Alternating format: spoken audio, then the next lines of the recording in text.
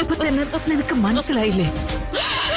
നീയും മക്കളും സങ്കടപ്പെടുന്നത് കാണാൻ വിഷ്ണു ആഗ്രഹിക്കുന്നുണ്ടോ? ഇല്ല. പിന്നെ നീ എന്താടി ഇപ്പൊ കാണിക്കുന്നേ? മോളെ, നീ ഇങ്ങനെ കരഞ്ഞോണ്ടിരുന്ന അവന്റെ ആത്മാവ് സഹിക്കോ? എന്താ അമ്മ ചെയ്യാ? അറിയാതെ എനിക്ക് പറ്റുന്നില്ല അമ്മ. സഹിക്കണം.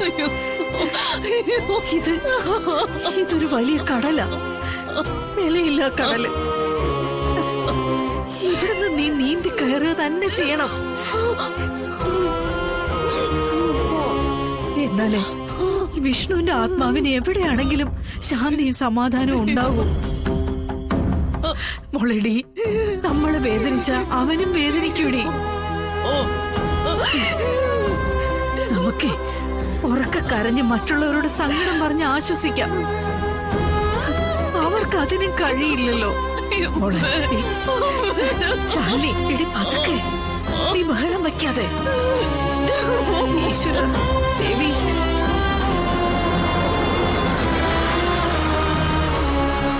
വണ്ടി വന്നല്ലോ. രേഷ്മ പറഞ്ഞതെല്ലാം നമ്മുടെ മനസ്സിൽ നിൽക്കാവോ? രാഘവന്റെ കാര്യങ്ങളൊക്കെ നിനക്കറിയാലോ. ഇനി ഒരു മരണം കൂടി ഇതുപോലെ ഈ വീട്ടിൽ ഉണ്ടാവാൻ പാടില്ല. എനിക്ക് അത്രേ പറയാനുള്ളൂ. മോളെ ശാലിനി, വണ്ടി വന്നിട്ടുണ്ട്. മിണ്ടല്ലേ മോളെ. ശാലിനി, എടി വാതിലിപ്പൊ തുറക്കണ്ട. നിന്റെ മുഖം കണ്ട സത്യമ്മ കാര്യം തിരക്കും. മോളെ ശാലിനി, നിക്ക്.